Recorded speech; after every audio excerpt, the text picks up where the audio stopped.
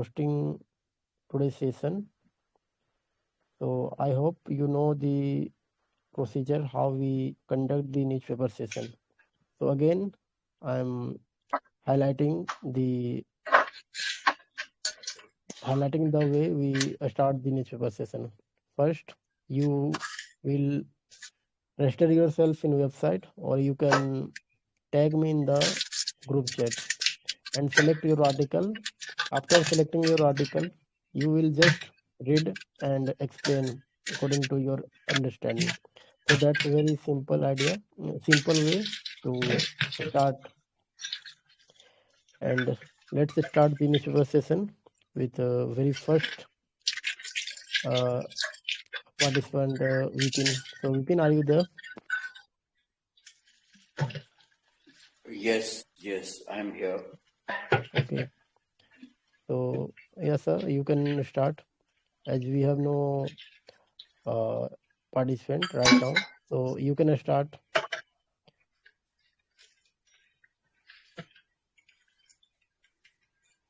Okay, so my article is article number 9. So I start reading the article. Yeah, Lines sure, in the sand. You start. Lines in the sand. The Pax Silica Alliance holds benefits, but could also tie India down. Bye. India's entry into the Pax Silica Alliance represents a strategic. Am I clear?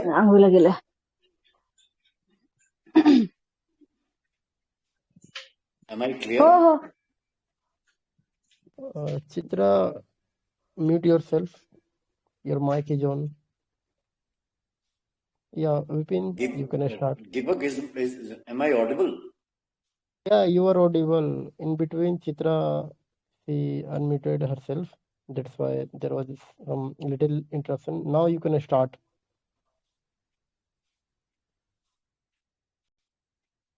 I start once again. Lines in the sand. The Pax Silica Alliance holds benefits, but could also tie India down. India's entry into the Pax Silica Alliance represents a strategic maneuver to secure its technological future by aligning with a US-led coalition focused on the infrastructure for artificial intelligence and critical minerals. Its membership could boost domestic industrial goals by complementing initiatives such as India Semiconductor, India AI, and national critical mineral missions. By joining this ecosystem, India will aim to secure raw materials supply and advanced equipment, attractive investment, and influence global tech and security standards. India does not currently possess significant capacity in processing critical minerals, nor does it extract them in large quantities. That said, for the rest of the world, including the Pax Silica Group, the more important implication is in India's potential to shift the center of gravity for global manufacturing and consumption. India's massive demand can be useful to financially justify new supply chains, especially ones not pegged to China. The country can also provide the engineering talent and assembly capacity required to diversify the global technology supply chain. India's participation could also add significant geopolitical weight to the bloc's efforts to establish democratic governance for critical technologies, rendering the coalition's standards more viable. Of course, there is no such thing as a free lunch. The implications for India include potential economic retaliation from China, such as trade friction, slower market access or pressure on upstream inputs such as minerals and active pharmaceutical ingredients. The PAC's Silica partnerships focus on trusted ecosystems could also translate into rigid expectations regarding export controls and technology transfer guardrails, which could clash with India's preference for not locking itself into alliances, but instead pursuing what External Affairs Minister S. Jaishankar has called issue-based alignments. The government could open itself up to more criticism at home, particularly if the US-led bloc also begins to shape India's domestic AI rules in ways that look externally driven. Smaller Indian firms attempting to join global value chains could also face significant financial burdens and longer timelines due to stricter security audit requirements. In the end, the success of PAC Silica will depend on whether its partners go beyond talks to build a real-world supply chain where raw minerals are mined, refined, turned into chips and used to power AI systems all among the PAC's members, creating a secure technology network that drives India's economic growth while protecting the alliance from disruptions. So I have read the article. I would like to summarize and explain. This article, the topic says, lines in the sand. Lines in the sand means that there are lines we are making in the sand that may not be having a very long-term impact. That is what I understand when we talk about lines in the sand. And then this article says that it could be a double-edged sword. When the PAC Silica alliance, it has benefits, but it could also hold India down. That means it is a double-edged sword. It may be having advantages, but as well as disadvantages. Now, let us understand what exactly is PAC Silica. PAC Silica alliance is a joint statement, and there are 9 nations that India has joined. Now, which are those 9 nations? The 9 nations are South Korea, Japan, Australia, Singapore, the Netherlands, United Kingdom, Israel, UAE, and Qatar. These nations are already there. India has now joined these nations. And this joint statement has been made not only by joining these nations, but India has also signed India-US AI Opportunity Partnership, which is an added thing. It is an addendum to this declaration. Having said that, this gives Washington its biggest win in the race. Because if at all America wants to shape and influence which are the countries that have access to advanced semiconductors and AI infrastructure supply chains, then this statement is going to be extremely valuable for America, and this is a great victory for America that India has signed it. We must realize that this is Trump administration's effort, and he has succeeded to a great extent. And as we all know, that there is a very fierce competition over AI hardware in today's geopolitical world. China, of course, is doing very well, but on the other side, this is an effort that has been made. Now, this article tries to say that India definitely will be benefited. The first part of the article says that it definitely is going to give a lot of geopolitical weight to the complete bloc. And this bloc, I have already mentioned, these nations.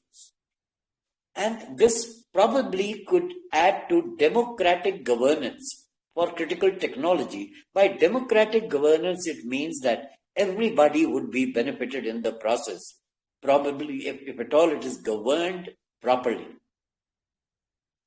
But the second part of the article says that there is no free lunch. We have to pay a price for it. And the price is going to be our relations with China. Already are not very good, but probably we might find some backlash coming from China after this signing of the deal. There could be trade friction, and also it says it could also translate to some technology transfer problems. And if India wants to go into different alliances, and as our Honorable External Affairs Minister has said, that our alignments are going to be only issue-based alignments. That means when we enter into agreements with countries, they are going to be issue-based and not just done in a random manner.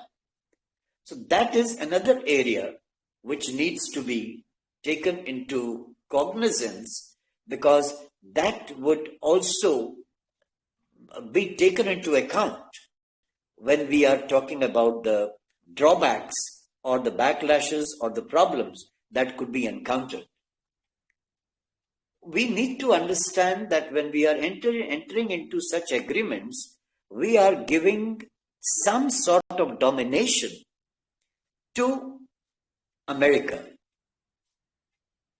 Let us also understand and realize YouTube is foreign, American, Facebook, American, Twitter, American, WhatsApp, American.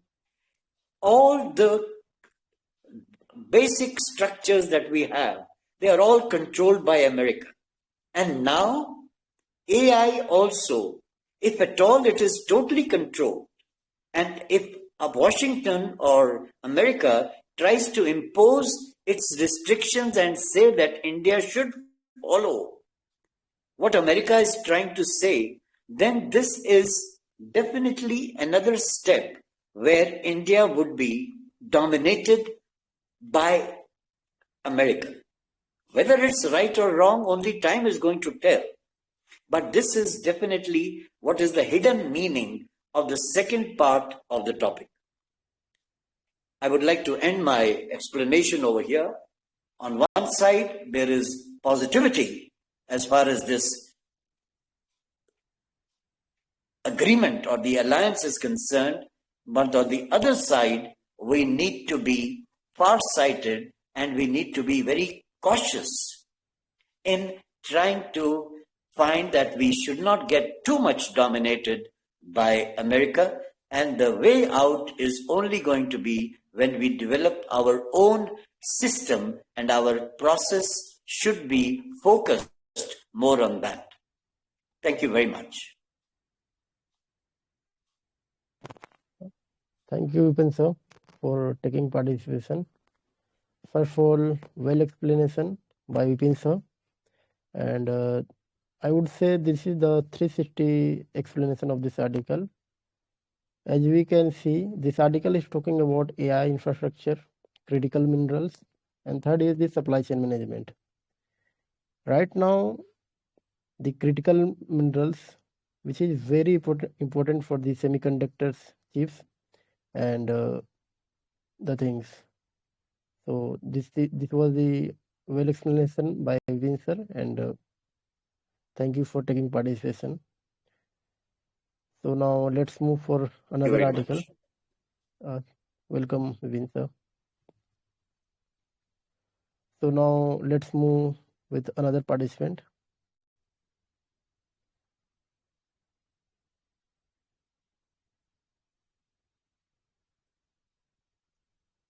Let me check first who is in the queue.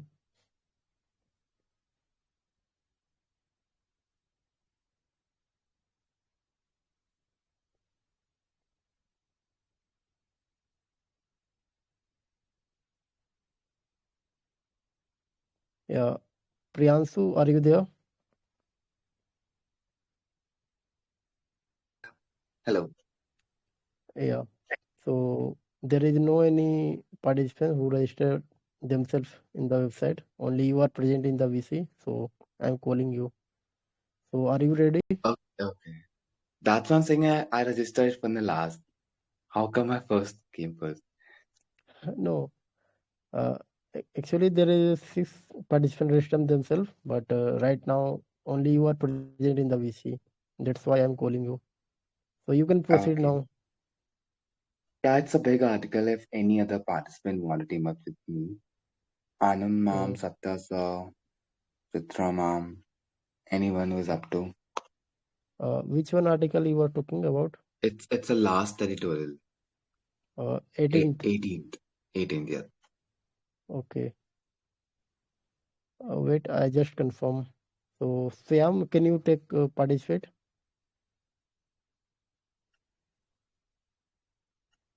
I don't think he's going to respond. Okay, Outside so there. Okay. yeah, I confirm from Anam. So Anam, can you take participate?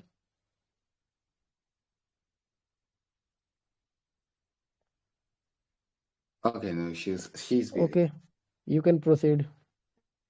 Okay, got it. Article editorial number 18. A Parliament's historic law, an extended wait for women. When the Parliament passed the Women's Reservation Act in September 2023, millions of Indian women believed that their moment had finally arrived. One third of all the Lok Sabha and state assembly seats would be reserved for them. The legislation was hauled as an historic victory for gender justice, ending a decades of parliamentary stalemate. But the act contained a clause that changes everything.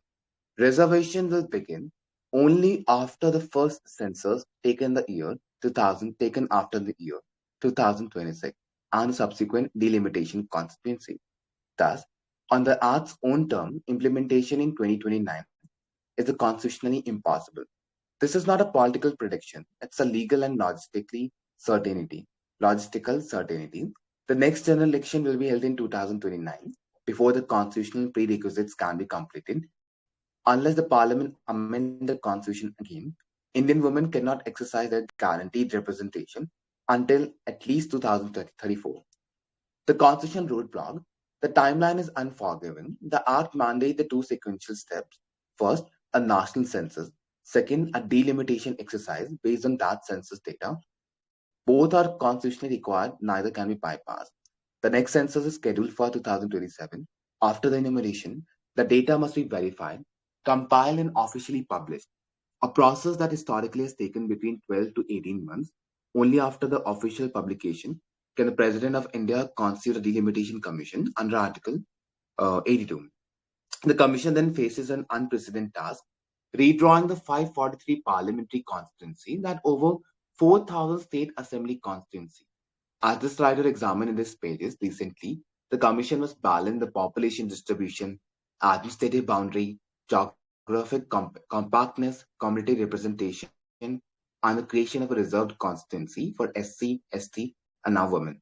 The India has constituted 4 delimitation commissions since the independence. Not one completed its work in fewer than 3 years. The most recent, established in 2002, took 6 years, and it was an exercise which only redraw the internal boundaries without relocating the seats among the states. The next commission will be far more complex, reallocating the seats among the states for the first time since 1976 while implementing the women reservation simultaneously. Even in the most optimistic timeline, the census completed in 2027, data published by early 2029, the Commission, working with unusual speed, delimitation cannot conclude before 2032 or 2033. But these days, anything is possible without a new constitutional amendment. Removing the census delimitation linkage, women's reservation cannot be implemented in 2029. Was this delay accidental or by design? The political arithmetic provides an answer. If the reservation was implemented immediately within the existing 543 seats Lok Sabha, 181 constituencies would become a woman only, displacing an equal number of male incumbents overnight. No political party wanted to bear that electoral cost. The solution was elegant in its political logic, tie reservation to delimitation. After the 2027 census, when the constituencies are redrawn, the total number of Lok Sabha seats is expected to increase substantially, possible to around 800, perhaps even 888. With an enlarged House, one-third of seats can be reserved for the women without displacing the current male member of the parliament. The political pain is absorbed by the expansion rather than replacement. This explains the mechanism. It does not justify the consequence of another decade long delay for half of India's population. Okay, once. Yeah. History of waiting. Indian women have already waited Now I several can years read for it this aloud. legislation. Hello. Now we can read it aloud. Okay. Okay. What is okay? A history of waiting. Indian women have already waited several years for this legislation. The first women's reservation bill was introduced in 1996. It was debated, amended, reintroduced, and the bloc repeatedly. The bill lapsed with the successive Lok Sabha. It passed the Rajya Sabha in 2010 but never came to fruit in Lok Sabha. The 2023 Act was supposed to end the wait. Instead, it was extended. It If delimitation is completed in 2032 or 2033, reservation will apply only from 2034 general election. Women who celebrated the Act's pass in 2023 will wait through another full election cycle before they can contest a single reserve seat. By tying women's representation to delimitation, the Act has entangled gender justice with India's most divisive demographic issue, the North-South seat distribution imbalance. When delimitation across states with the faster population growth will demand significantly more parliamentary seats. States that invested in the population control will see their proportional representation decline.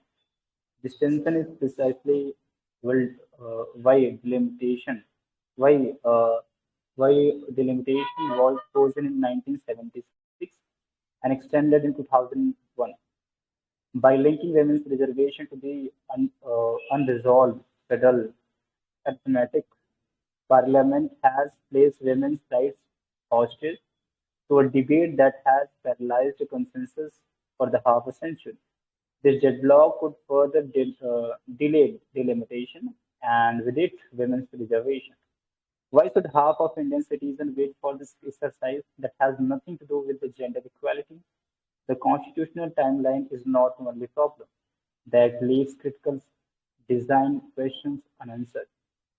First, why does reservation exclude the Rajya Sabha and state legislative council that exercise only directly election lower house? Second, What the the act fuck is going provides on here?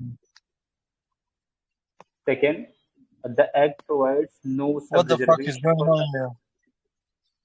Anam, second, mute him.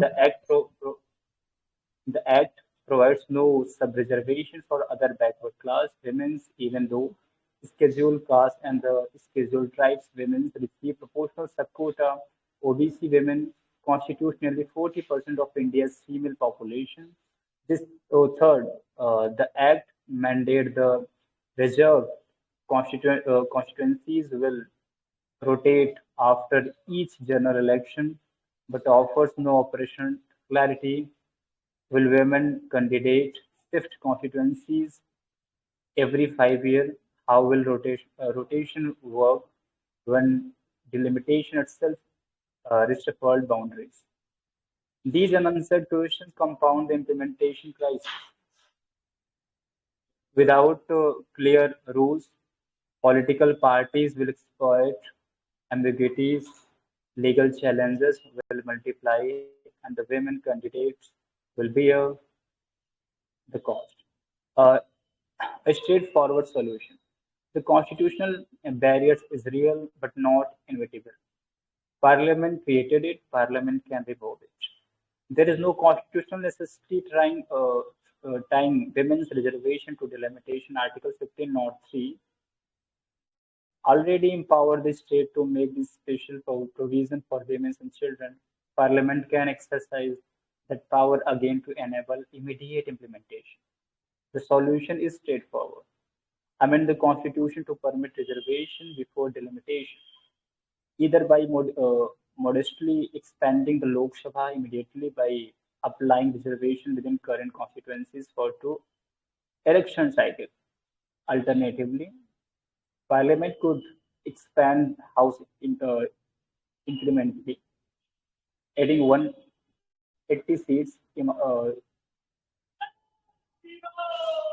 are marked exclusively for women before full delimitation concludes.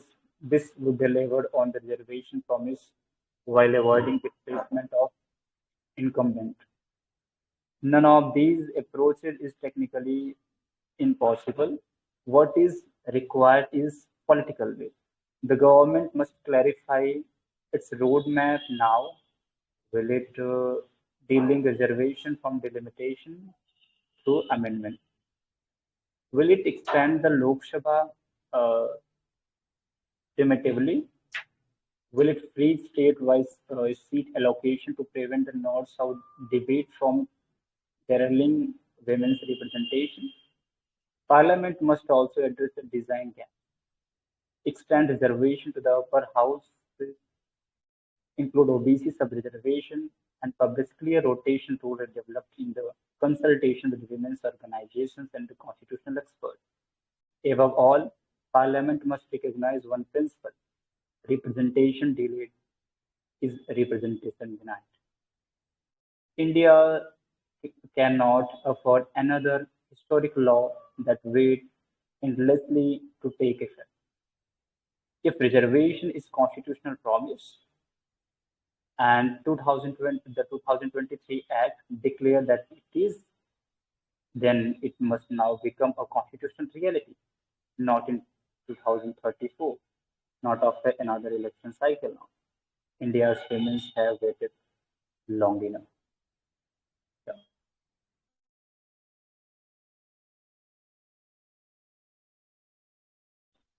Priyansu, would you like to give first explanation?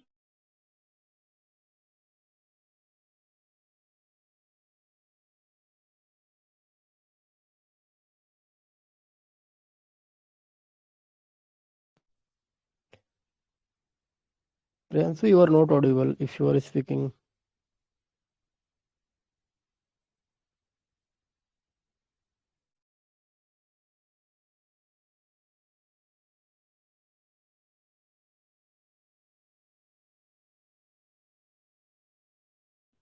If he's not audible, can I take the responsibility of explanation or shall I wait for him? Wait a second.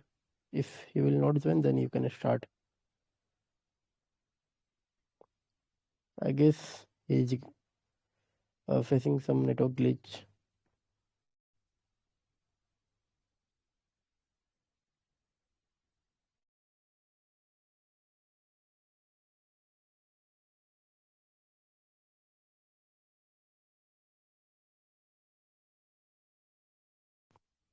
Okay, Swayam, you can start.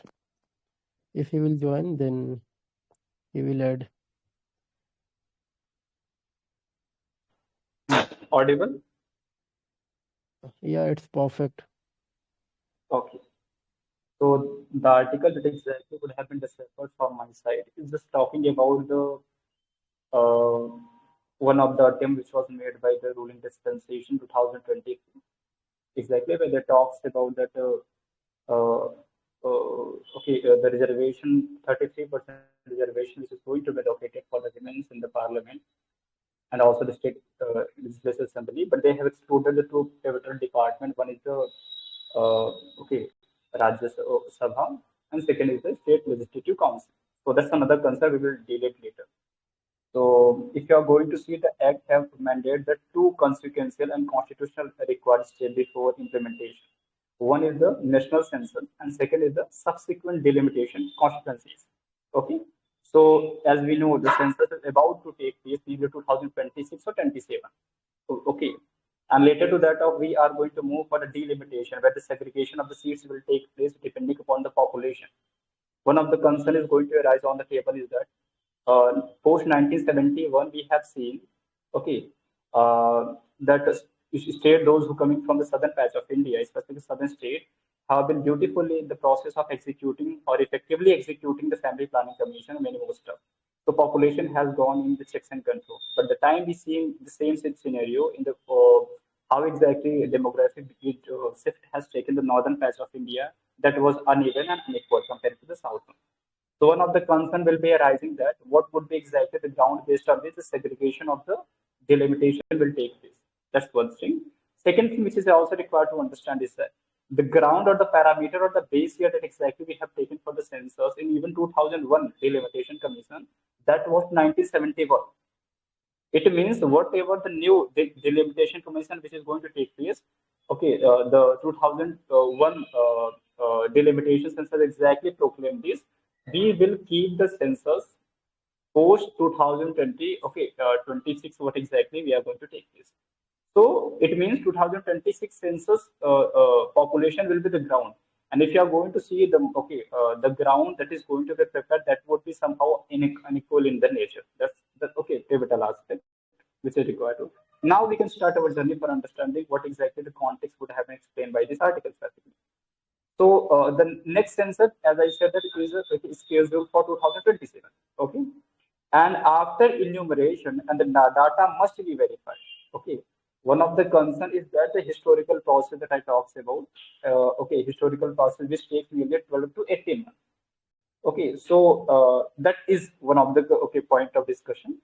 The if you are going to see after the publication of the census data, President of India constituted delimitation commission under Article 82. That's one of the concerns where they are talking about. The very big problem which is arising on the table is that we have brought okay one act in 2023 with respect to giving the reservation to the women in the parliament and the state legislation bill.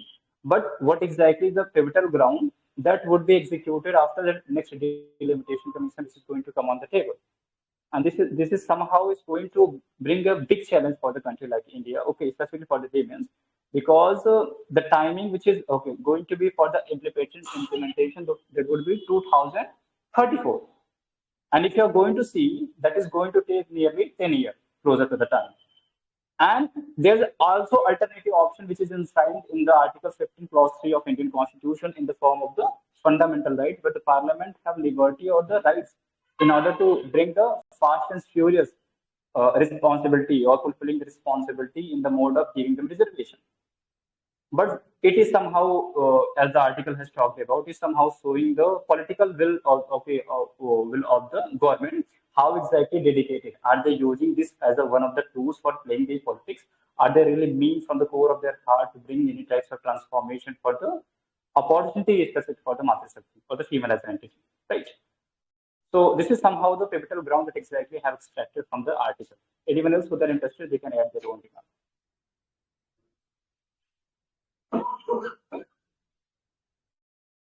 How are you?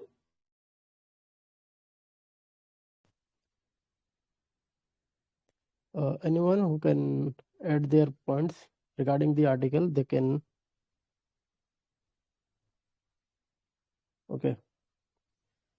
So simply this article is talking about women reservation, which was in 2023. In 2023, we have seen there is a bill which will give 33% participants in parliament. But if we see in reality, this is not still passed because there is some process, and due to the census and delimitation exercise, this is still on pending mode. So this article talking about that. So first, census would have happened in 2020, 2017, 2027. Sorry, 2027. And second challenge is the delimitation exercise. As you can see, there would be issue regarding the delimitation exercise, because if we see the population compared to south and north, in south we see the population is very low, and in north population is high.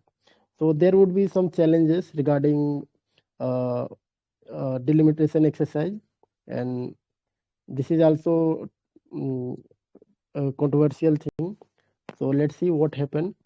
But this is the very urgent thing to pass this bill, women reservation, which already saying to 33%.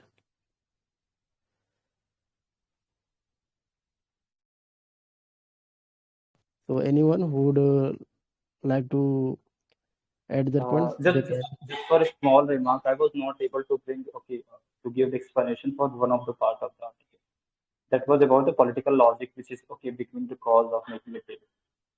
If you're going, the delay which is suggested, by through the mode of this article, that implementing reservation immediately would displace many male, incumbent, right?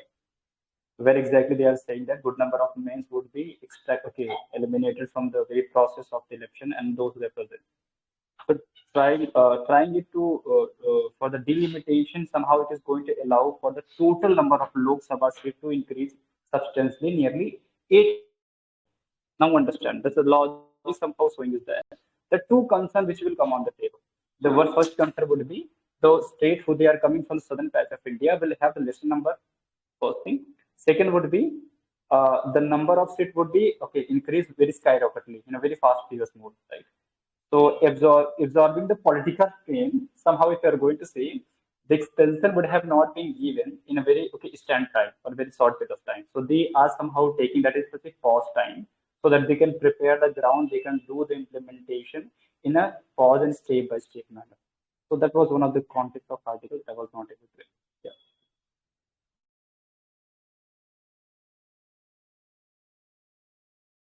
You're right.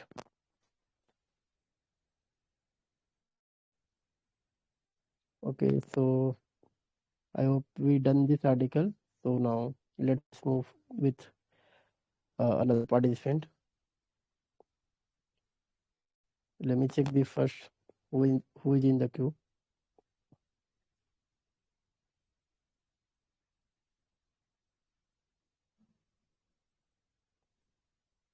It's Farevi. Farevi, are you there in the VC? Yes, Deepak. Good morning, Deepak, and good morning, everyone. Yeah, very good morning. So which one article you are going to read?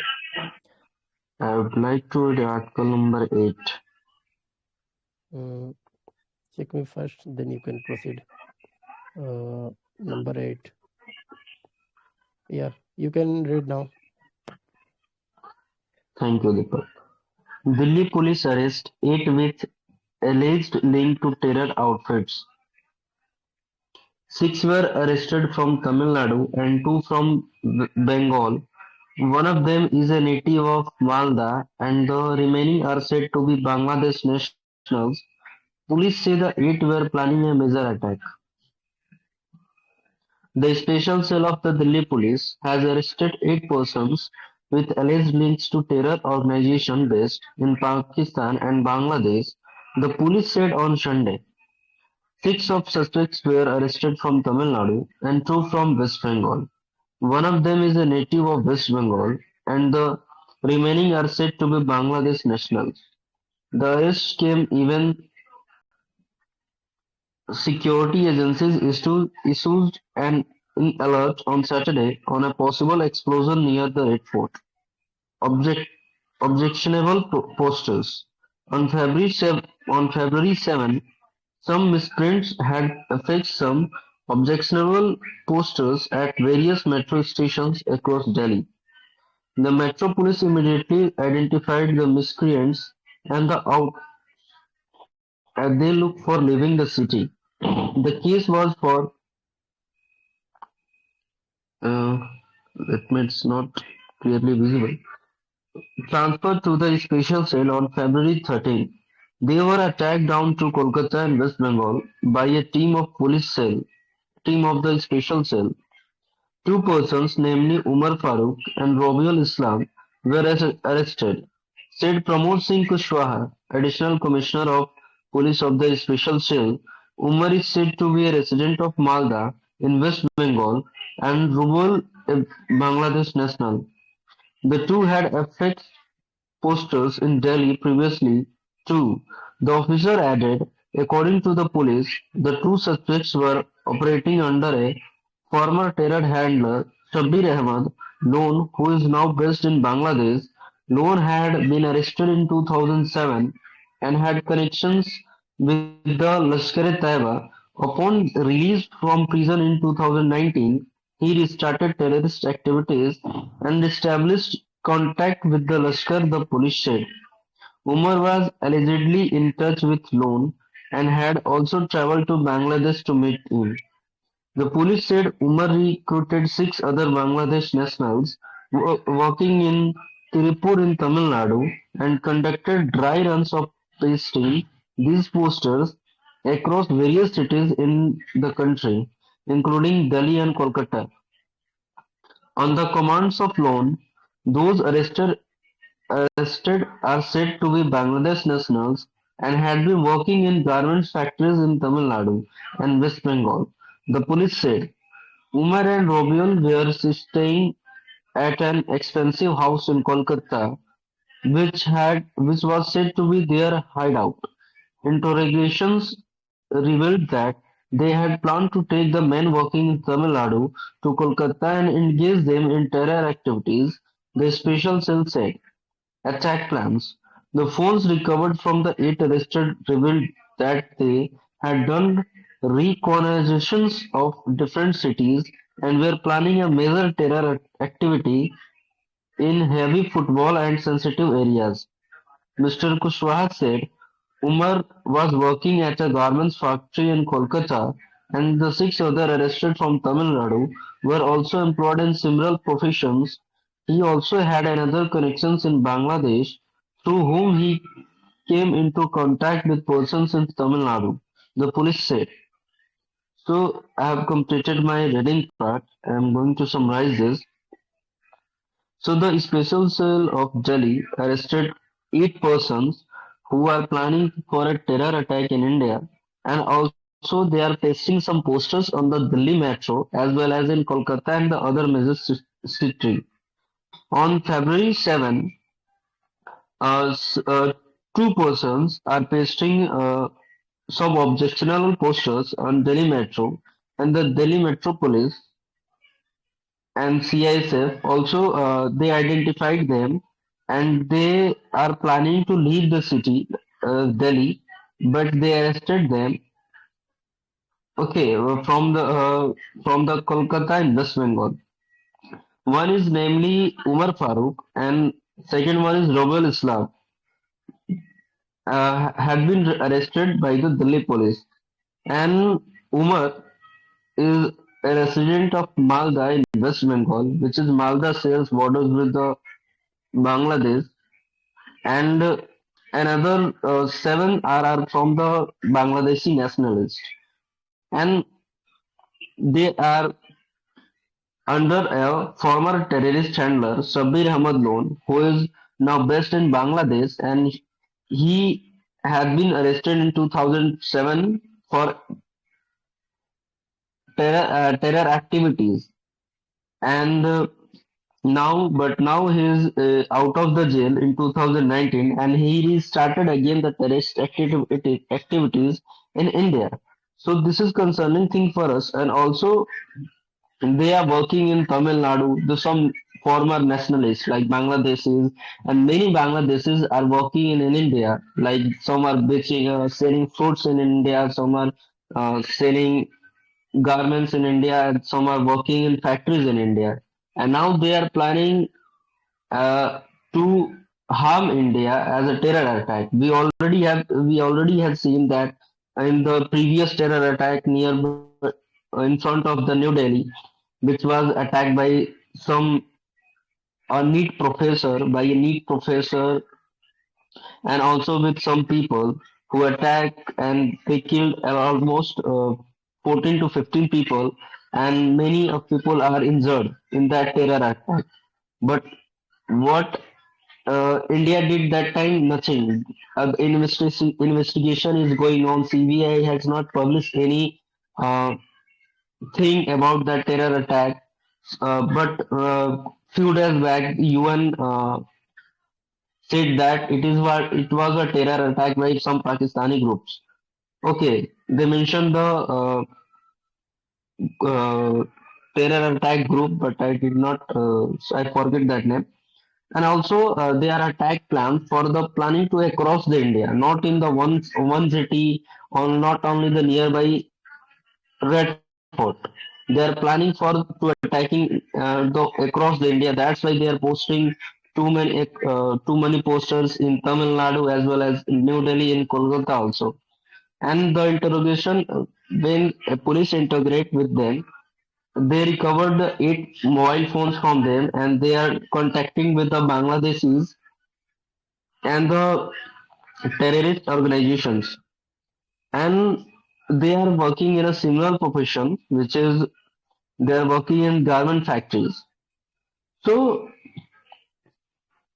this is concerning thing for us, that what is happening in our country, and some many foreigners are working, as well as Nepal. We all see in our neighborhood some Nepalis are also working, and also Nepal government had already said if any Pakistani terrorist and any, because we have a visa free travel for the Nepalis, that if any terrorist will come in India by the Nepal border, it is not granted by the Nepali government, had already said this.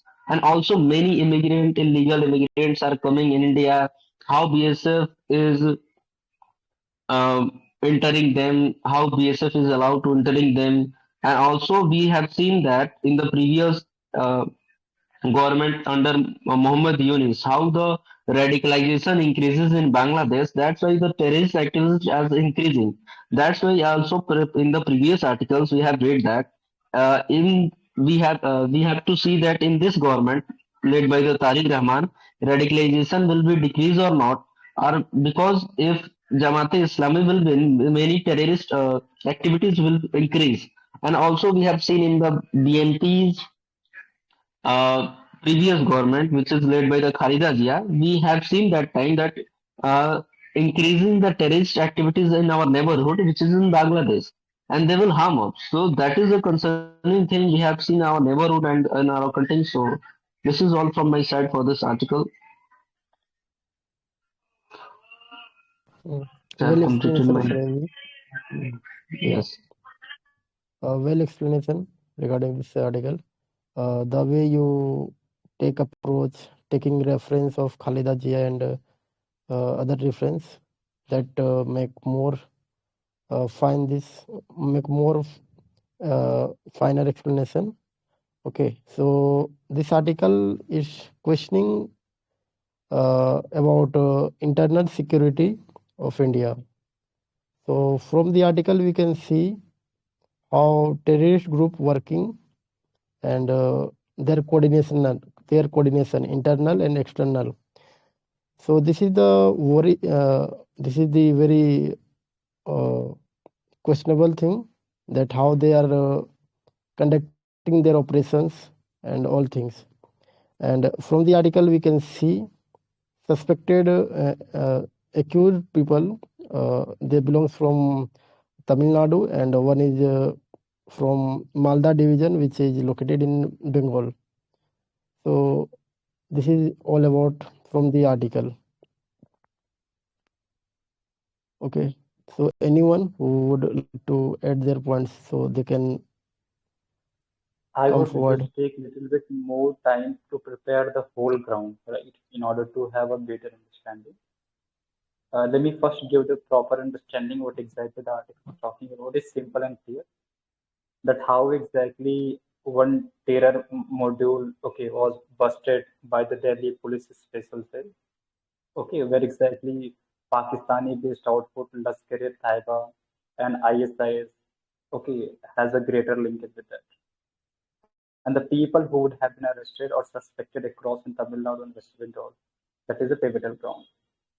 One of the things which is required to understand, if you're going to see the arrest where exactly is taking place, okay, the 8 individuals were detained, 6 were from the German manufacturing unit of Tirupur of Tamil Nadu, and the 2 were from the West Bengal.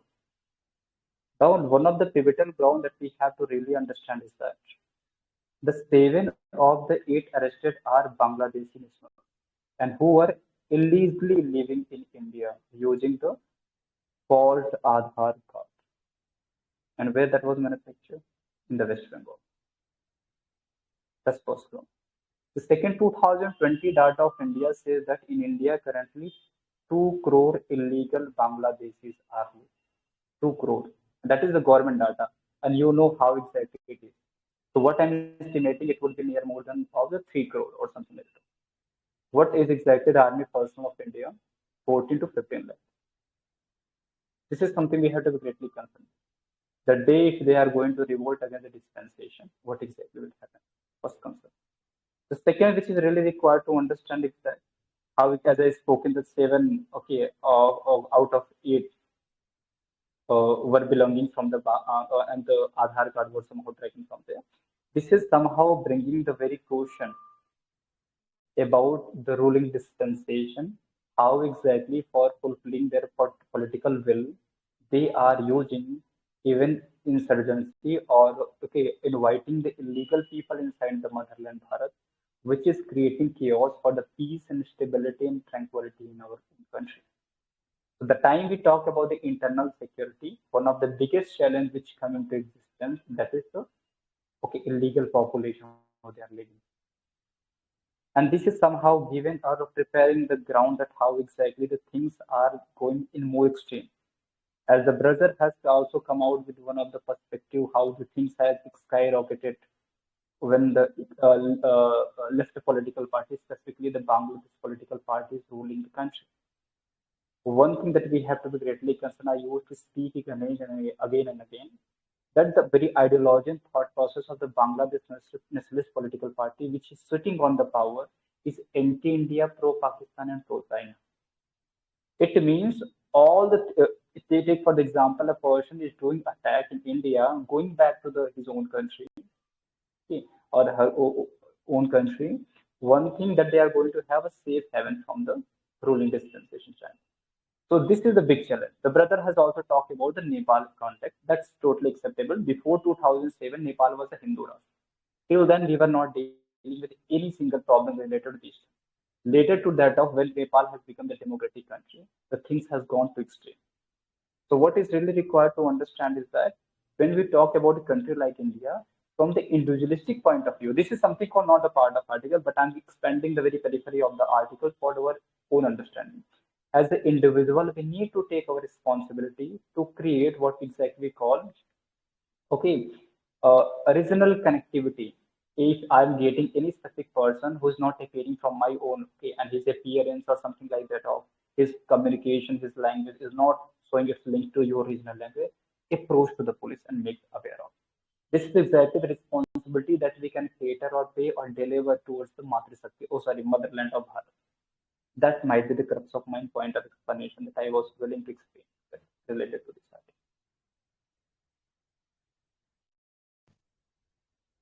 article. Right, Swam. And what I think regarding the internal security, especially when it comes to illegal immigrants from the Bangladesh, they are more danger because their number 2 crore is not a little number. Even they are spreading other states like Jharkhand, Bihar, and Northeast. So this is the concerning thing, which making But more one thing, sir, that Aadhaar card, all the people come from the West Bengal. That is very shocking. I don't want to expand it. You can keep some other truth. That is very shocking. Yeah, right. Yeah. So let's see what development would happen, but that should be controllable from the government. Okay, so let's move with another article. Now we have done ads one. So in the queue we have Sikha. So Sikha, are you there?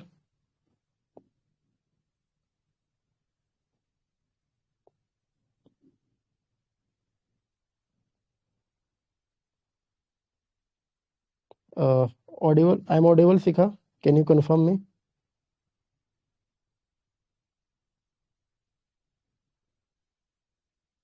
Yes, sir, you are audible. Okay.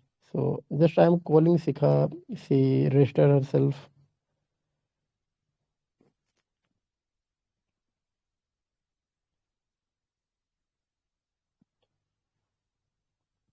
Okay. So anyone who want to take participate, they can come. We have no participant right now. So if anyone would like to take part, then they can come.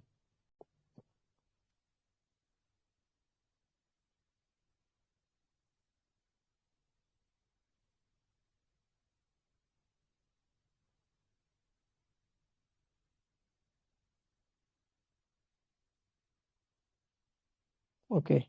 It's a Scarlett. Scarlett, are you there?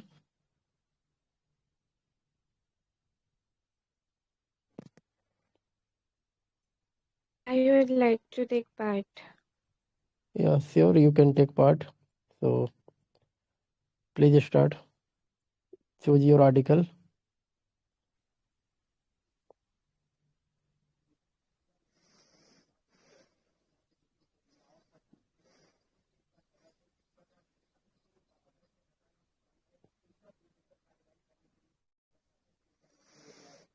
Okay, can I read the article number 12? Yeah, you can read number 12. Just wait. I check first. 12th. It's done or not? Okay. You can read. Apologies for the interruption. Guys, it will take some extra time. So, in our website, you can simply select the article number as well. And if it is already chosen by someone, then you won't be able to pick, I mean, you won't be able to select that article. So, it can also happen. So, it's my request to all the participants, kindly select the article as well over website while adding your name in the queue. Okay. Yeah. Deepak, Okay. over to you. Thank you, Riyan. Scarlett, you can read number 12. Okay.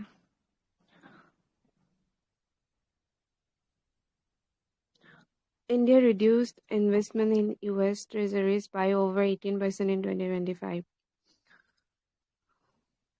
Amid trade tension with America for several months now, India has reduced its exposure to US treasuries in calendar year 2025, signaling a cautious shift in the country's foreign exchange reserve strategy. According to US Department of Treasury data, India's holdings in US securities have come down by $42.8 billion or 18.96% from $225.7 billion in January 2025 to $182.9 billion as of December 31, 2025. The reduced holding is more than enough to cover India's net government borrowing of rupees 11.73 lakh crore as proposed in the Union Budget for 2026 to 2027. India, which is now the 15th largest holder of US Treasuries, had held $247.2 billion in September 2024 before cutting down gradually over the last several months. In December alone, India's holding had come down by $3.6 billion. India's investment in American securities technically means it is leading money to the US government indirectly. As the US government needs money to fund spending in the case of defense, healthcare, infrastructure, among other heads, it is issues treasury, security, and countries like India buy them. That money goes into the US government's financing pool. Significantly, China has also reduced its US Treasury holding from $760.8 billion to $683.5 billion during calendar year 25. However, Japan, the largest holder of US Treasuries, increased its holding from $1,079.3 billion to $185.5 billion. The UK increased its holdings of US Treasuries from $740.2 billion to $866 billion as per US Treasury Department TIC data. With foreign exchange reserve touching new highs, the calibrated reduction in US Treasuries by the Reserve Bank of India, which manages India's foreign reserves, and the rise in gold holdings reflect its cautious approach amid global financial uncertainty. By spreading investment across sovereign debt, supranational bonds, deposits, and gold, the RBI's aim is to apparently strike a balance between liquidity, security, and returns while safeguarding financial stability. Meanwhile, aided by the spurt in the value of gold holdings, India's forex reserve jumped by $90 billion on a year-on-year basis to $725.72 billion as of February 13, 2026. It holds gold reserve worth $128.46 billion now, a rise of $54 billion in a year. The reduction in India's holdings came amid speculation that US President Donald Trump, who imposed steep tariffs on Indian imports last year, could bring restriction on investment by countries which don't sign agreements with America. Following Russia's invasion of Ukraine, the US and its allies blocked Moscow's access to a significant share of its foreign reserves held overseas, including dollar and euro dominated assets. The episode shows that the US can effectively cut off a country's access to its treasury holding through the US financial system.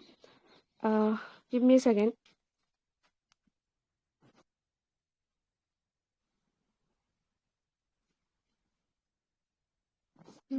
Sorry for that.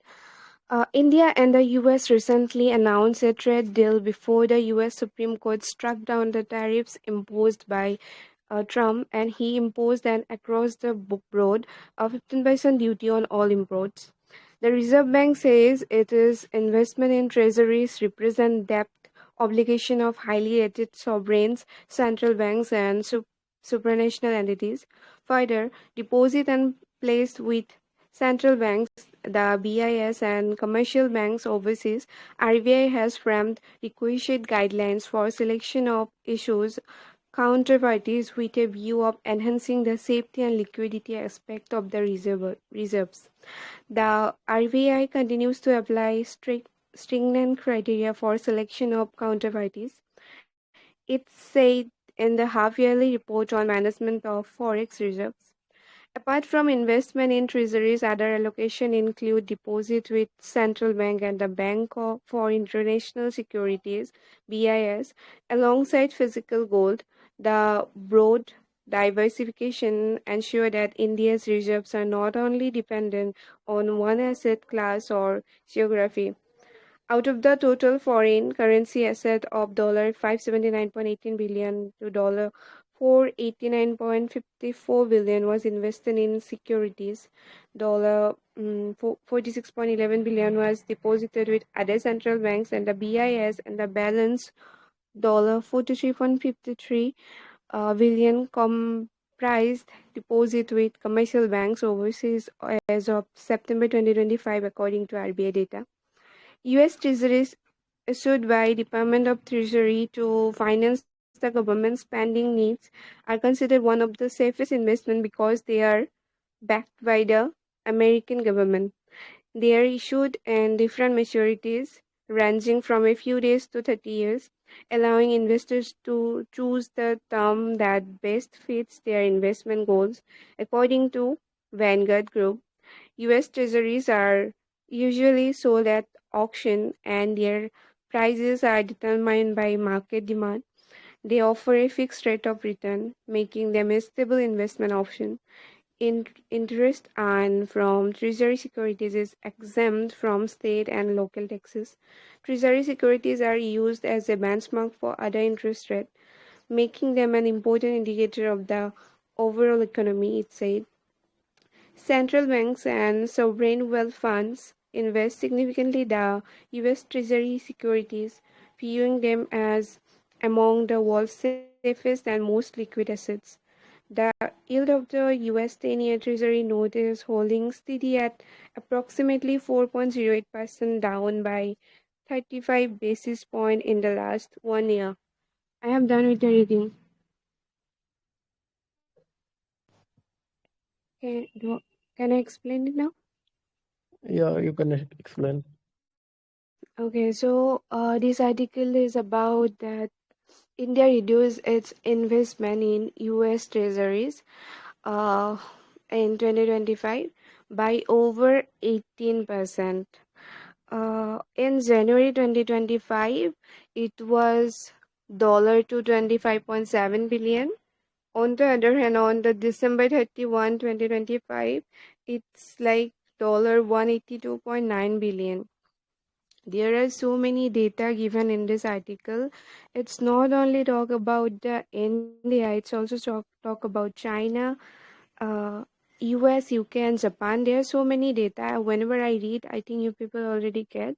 So I'm not going to reveal here. And if you want to check, then there's a treasuries held by top 10 countries. The amount is written there. You can check.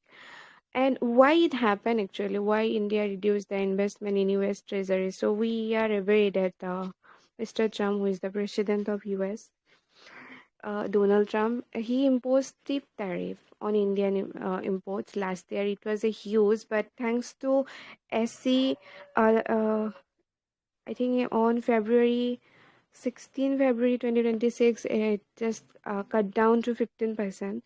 So, but even though the author is trying to give a tremendous number of data here, and he mentioned that India and the US recently announced a trade deal before the US Supreme Court struck down the tariffs imposed by the Trump, and he imposed an 15% duty on all imports, and the Reserve Bank says that its investment in treasuries represent debt obligation of highly rated sovereigns, central bank, and supranational entities as well.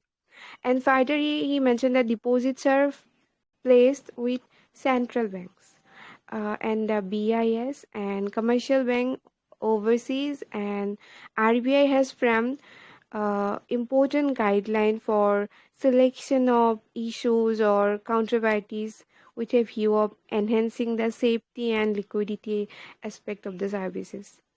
So this is all I get from this article. Okay. Thank you, Scarlett, for taking part. So, anyone who would like to add up their points? There's some of the terminology which is somehow related to the economic perspective that I'd love to be explained here. And I will not go, I would love to explain those specific elements which is coming with the fundamental element of change. As the article has talked about that how exactly India is significantly reducing its holding in the US Treasury, right? It is talking about the calendar year 2025. And if you are going to see the amount and the decrease in the amount that we have seen, it would have been found $42 billion. To decrease, it would be nearly 18.96% fall. And from 225 billion in January 2025 to 182 billion as December 31, 2025. why this strategic shift is really required to understand. Because the reduction signal that exactly we have come up with, it is somehow showing that how exactly the Reserve Bank of India is diversifying through the mode of the strategic attempt.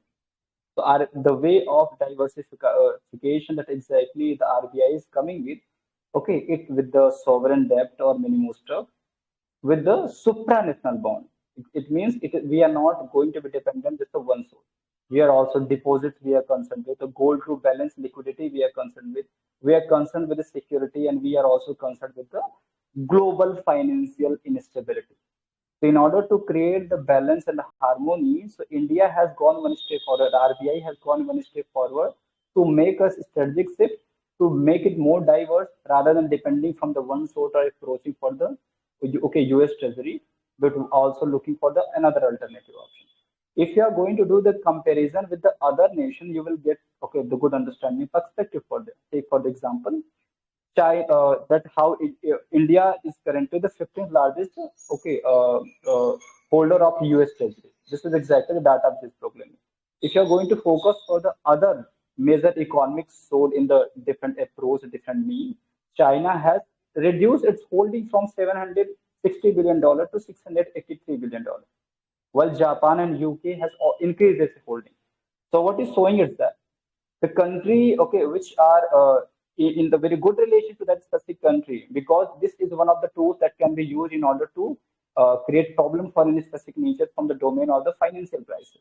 So in order to be less dependent to that specific entity, we should diversify that specific stuff. So that is one of the unique attempts that I would say that RBI is moving with, taking the same inspiration how exactly China is doing so.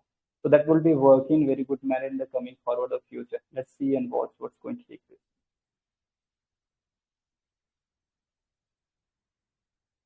Also want some things about this, like what are treasuries? First of all, we need to understand what is treasuries. Okay, it's in simple words. We say the treasuries are that any of government, whether it is Indian or American or any institution, they releases their bonds for the borrowing money from the another countries as well as the another persons, and people are investing in that bonds and they're purchasing their bonds, that they will increase the interest as a like we are as we are investing in stock market, and the stock prices will increase as similar treasuries works. So in the US treasuries are they are increasing day by day. That's why it's a safe investment by the investors, and many countries are investing in the area. If their bonds prices, the treasuries prices will increase, so it benefits the investors. So that's why but it is not good for the another countries, because if we comparing it with the India, if US treasuries will be increased in the rates, that people are more investing in the US nor in India. So it will be strengthen the dollar and it will be weaken the rupee. And we all see in the next few years, sorry, in the few by before few years, we see that how rupees decline against the US dollar. So that's why India is reducing its uh, treasuries in US, and as well as also China is decreasing its treasury in US because they want to decrease, they want to increase their own rupee. And if US treasuries will be increased, and it will be harm India, and it will be harm as inflation. And if they will be increased too much, then IBL will be RBI will be increasing its interest rate to protect the rupee and to protect the inflation. So that is not good for India and any country. So that's why we are reducing our investment in US, and we are strengthening rupee because rupee is decline day by day. So that's how treasuries works, and also we are introducing our treasuries. That's how we all know that how Japan is investing in our sectors, in our treasuries that much, and also we are contacting with the many countries that spend in our country. Then that's how money will be flow in India, nor in America, because we are already saying that how rich that country is. So this is how treasuries works. So this is the thing I want to add. Okay. Thank you for Avi, Scarlett, and Swayam. So, final touch I want to give this about this article. So, simply this article is talking about the dumping of US Treasury by India. So, from the article we can understand India dumped 18% US Treasury in 2025. So, first of all, we need to understand why this article is in the news. So as we can see and can understand, RBI or India trying to diversify its investment in uh, uh, asset which is more which would be more benefit. As we can understand, the dollar importance decreasing from the year, and right now China and India are doing that. And there was a statement in recent from the Market Review. He stated that in upcoming years, US dollar dominance would be decline. So that's why there was there this is in the news, and this is the definite thing. And more importantly, uh, after the Russia-Ukraine invasion, we have seen that countries trying to uh, their bill payments into their local currency. So this is also the reason for dumping of the US treasury. So that's all from my side. Let's move with another participant. Okay, so let me check first who is in the queue.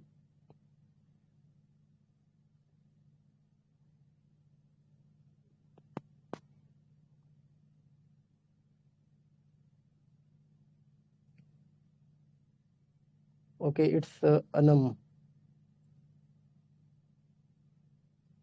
and Laddu.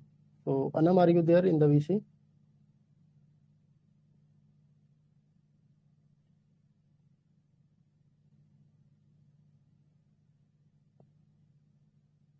I think she's not in the VC. So Laddu, it's Riyan's you now. It's same you. Yeah, that's my nickname Okay. actually. So So you can proceed, and I'm leaving the VC. So okay, all right. Thank you so much for making your presence, and just thank you so much for everything. Okay, yeah. Have a nice day. So, guys, this is me. This is Riyansh, who is going to read article number 15. So let me start my reading. So the article of the headline is Protecting the Freedom of Speech of MPs. Recent happenings in Parliament have brought into sharp focus the issue of freedom of speech in the Houses, guaranteed by Article 105 of the Constitution. Of course, this is subject to other provisions of the Constitution and the rules of the Constitutions and the rule of the Houses. That the freedom of speech of MPs is subject to the rules of the Houses seems to have created wrong impression that the provision of the rules can in a way override constitutional rights. The root of the problem which the leaders of the opposition face in Parliament lies in this erroneous impression. The Supreme Court has clarified on many occasions that the restrictions on the right of citizens should not be such that they eclipse those very rights. This principle would apply to the freedom of speech of MPs in the Houses as well. The rules of the Houses are meant to regulate the conduct of the proceedings in accordance with the Constitution. Expunging words. The question which has arisen in the first part of the budget session of Parliament is whether there were too many restrictions imposed on the freedom of speech of the members of the Houses. In particular, the leader of opposition, the leader of the opposition in Rajya Sabha, Mallikarjun Kharge, reportedly wrote to the chairman about the expunction of many portions of his speech and requested him to restore what was cut. His complaint is that after these cuts, his speeches made little sense.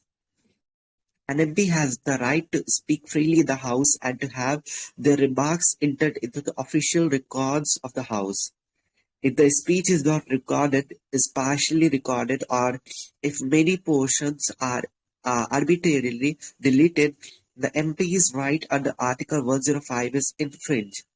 Of course, Rule 380 permits the speakers to expunge words if they are unparliamentary, defamatory, indecent, or undignified, but it permits the speaker to expunge only the offending word and not sentences or paragraphs from the speech.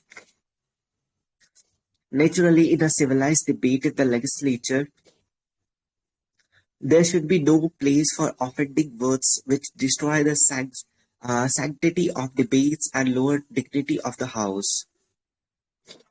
That is why rules confer the right on the presiding officers of the houses to remove them from the records. But while exercising this right, the officials are duty bound to ensure that the freedom of speech of MPs in the houses is not diminished. The Constitution adopted freedom of speech as the main privilege of MPs. As the Exim May, an authority on parliamentary system, says these are special rights which are indispensable for members for the smooth functioning of the legislature. Only for free, frank, and fearless expression of members' views enables the legislature to perform its role effectively. I apologize for the background noise. Okay. I hope I'm clear now.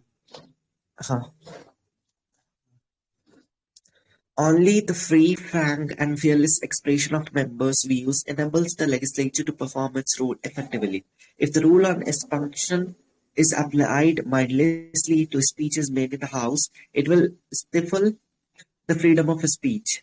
What are the constitutional provisions and the rules of the Houses to which the freedom of speech in the House is subject? Article 121 says, no discussion can be held in the Parliament on the conduct of a judge on the Supreme Court or a High Court except when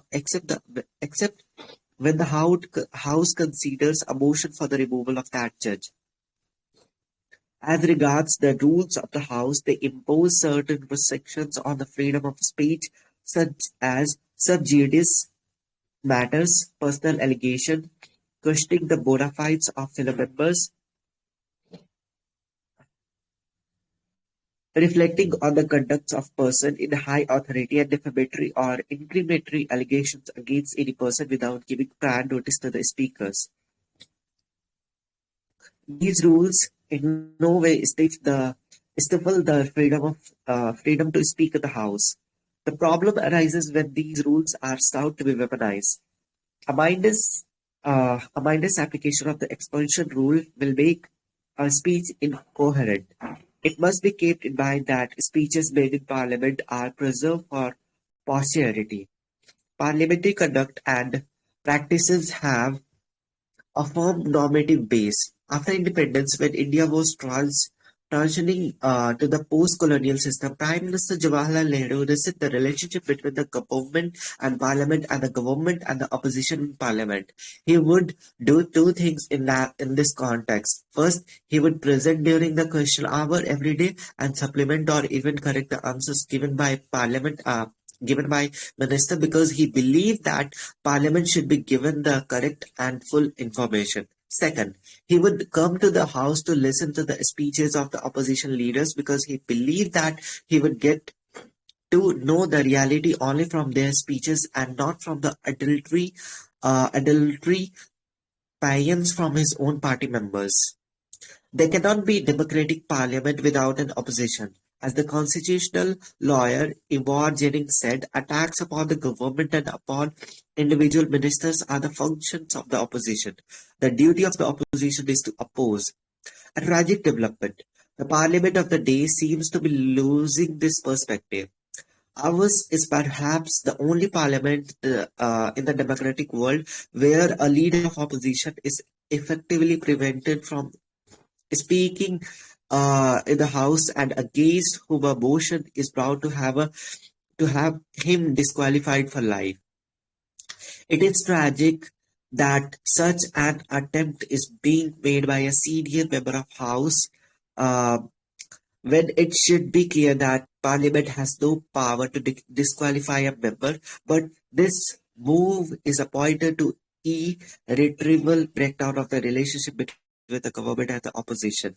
Jennings' words are prophetic. The minority agrees that the majority must govern, and the majority agrees that the minority should criticize. The process of parliamentary government would break down if there were no mutual forbearance.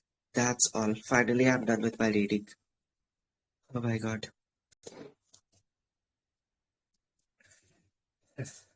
Yeah, I'm done.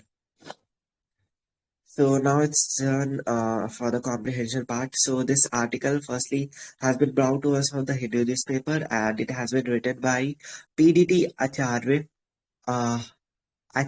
okay, who is the farmer who was the former Secretary General of the Lok Sabha. Okay, so let me tell you what his article is revolving around.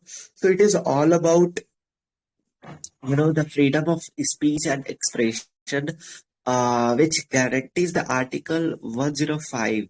No, not freedom of speech and expression, apologies, freedom of speech only in the houses. Okay, which houses? We have two houses in our India, in our democratic system, which is upper house and lower house. Upper house, you can say that Lok Sabha, and lower house is Rajya Sabha. Okay, so in both of these houses, freedom of speech is guaranteed by Article 105 of the Constitution. Okay, but it has been seen that it is violated multiple times, according to the author of this article. That it seems that this article, this what you can say, like fundamental right, which has been given to the apologies, which has been given uh, to the members of the houses, have been violated multiple times. Okay, like let me tell you in case of what actually happened in case of president of Indian National Congress, who is none other than Sri Mallikarjun Kharge. So what was happening with him, that it has been said that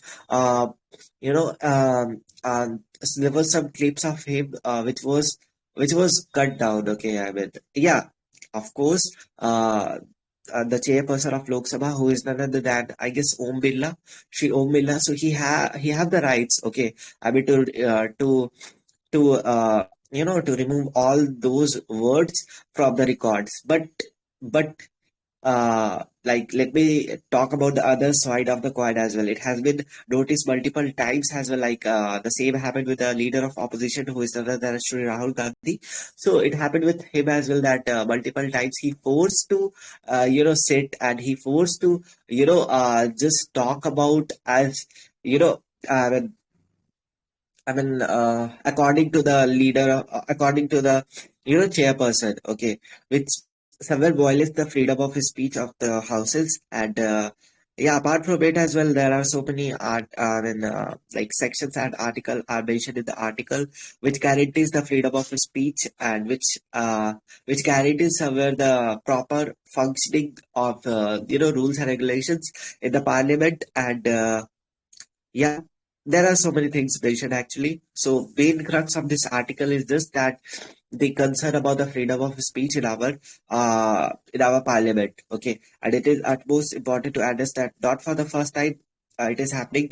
It is happening nowadays on a very continuous basis. Okay, and it is very unfortunate to say that it is happening with our leader for opposition as well, because we are the world largest democracy. Okay, so it shouldn't be happened like this. And yeah, yep.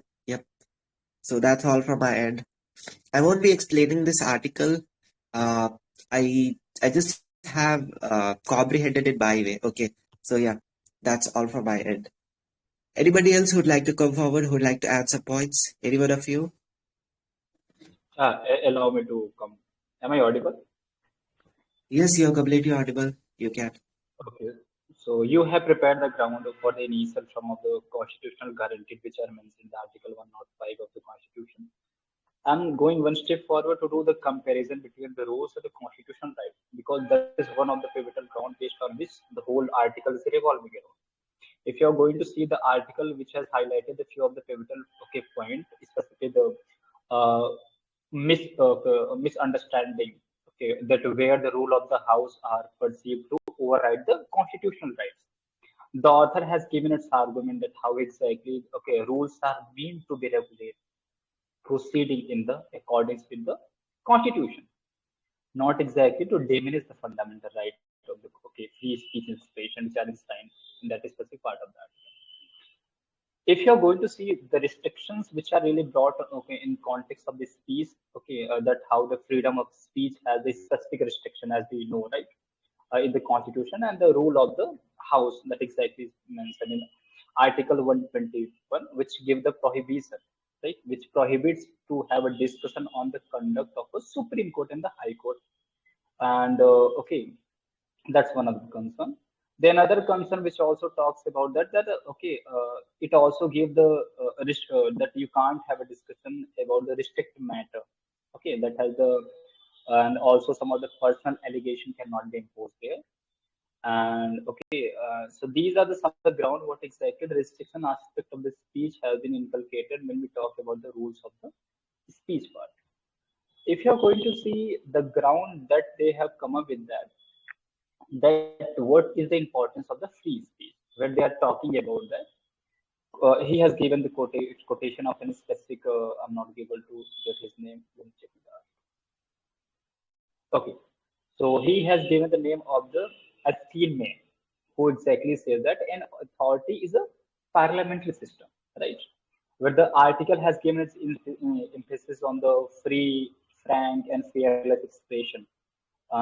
So he's just trying to make aware of that mindless implementation or implication of the one desire is very dangerous for the freedom of speech and expression, which is one of the pivotal ground when we talk about the moving democratic and parliament system. So that is something what exactly I'm decoding from the article that you would have it from.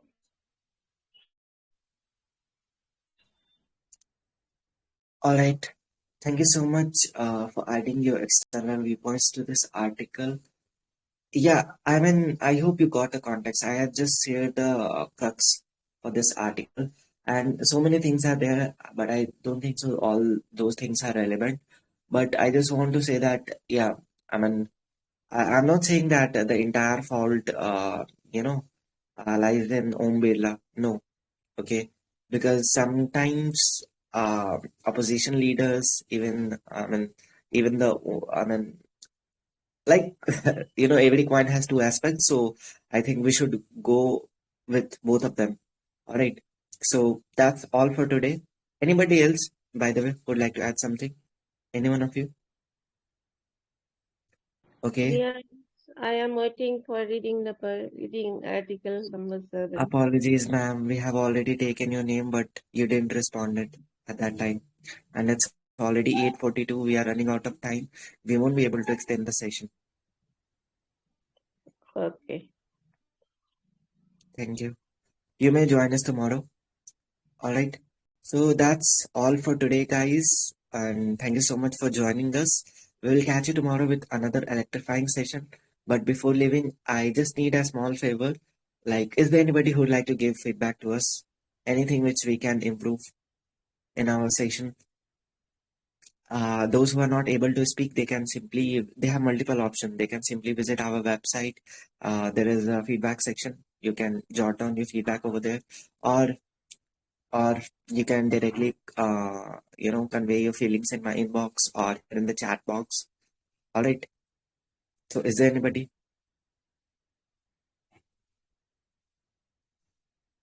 Okay, it seems like no one is interested. That's completely fine, not an issue. So once again, thank you so much for everything. We'll catch you tomorrow.